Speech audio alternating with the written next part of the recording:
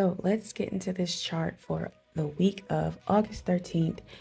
Please do go ahead, like, subscribe, comment, let us know what you see in this chart, what you would like to see in other videos, because I'm looking forward to just giving more to this community as much as I can.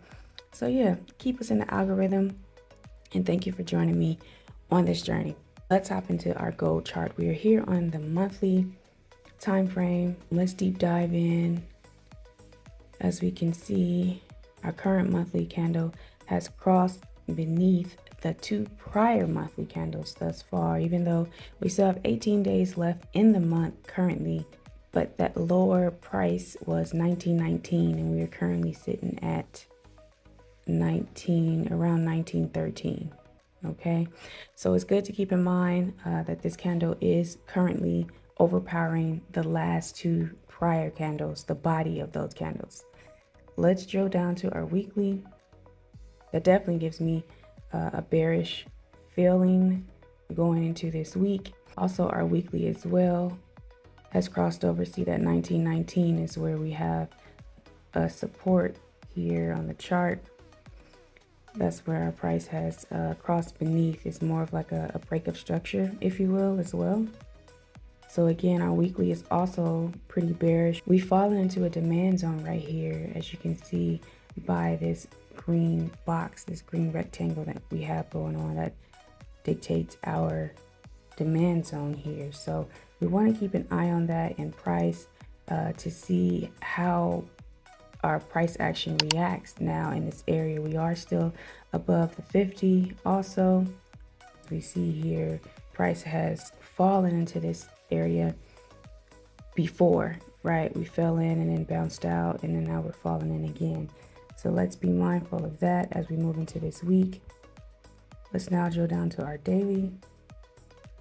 Now here we do see on the daily, we still are sort of maintaining this falling wedge. So we're still kind of in this falling wedge. As you see, price is giving us a bullish candle here. It's not a strong bullish candle, but it is green. So that lets us know that the buyers did step in last week. As you can see, because we did have the high of that candle was around 1921. But the body of, again, is actually smaller than the body of the candle, the previous day's candle.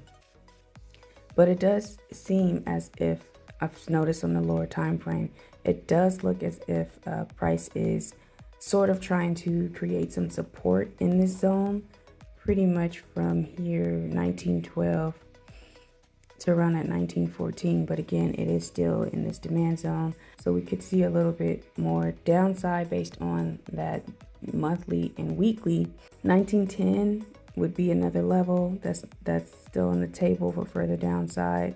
1907, and then these lows of these wicks, 1902, the 1903, 1902 zone. And then, I mean, if it wants to get even more bearish, we could see the bottom of this demand zone. So price could see some more of this demand zone over this week if we do fall more to the downside outside of this falling wedge. But also, if we do push upward, we would need to break past this 1914 level to get started, 1921, and then to break above this, the prior 2 days candle rather, we would need to break and also break the falling wedge area.